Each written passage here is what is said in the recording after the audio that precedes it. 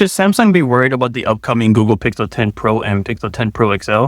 We now have the full specs for both models, and this comes after we released the full specs of the Pixel 10 just last week, which you can check out that video right up here in the cards or down in the description. So starting off with the display, we're looking at 6.3 inch on the Pro and 6.8 inch on the Pro XL once again this year.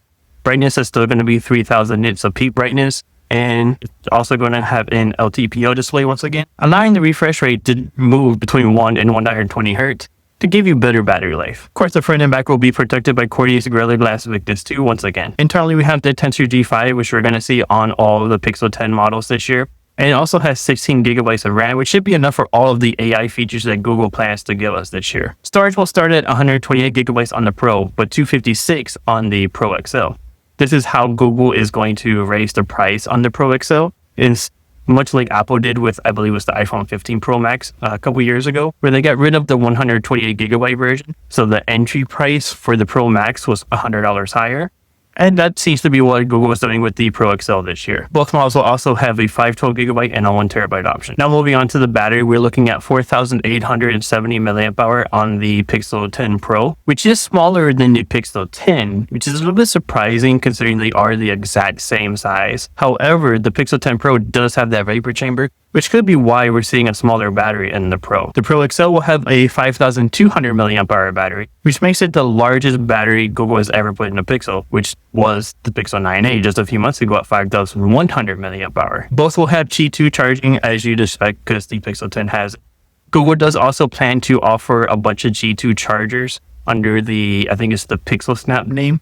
So we're gonna have a charger, a charging stand, a ring, like a pop socket type ring, and a few other accessories that we should be getting from Google. And then we have the cameras. Now these are mostly staying the same this year.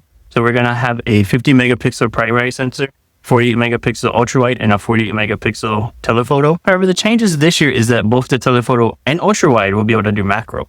So telemacro is gonna be a big new feature for Google this year. And the reason why they're keeping both macro on the ultra wide and telephoto is so that you can do macro photography at different lengths. Because the 48 megapixel telephoto is going to do, I think, about 10 centimeters as the closest macro picture it can. Whereas the ultra wide can get all the way up to 2 centimeters. And that's because you're more zoomed out. Of course, on the front, we're still going to have that 42 megapixel front facing camera. Now, Google does plan to announce these at a Made by Google event on August 20th, with pre-order starting that same day. And on August 28th is when they should start shipping, or around that date. Last year, we did see a little bit of a difference here where one of the models shipped, I think, about a week later. I think it was the smaller Pro.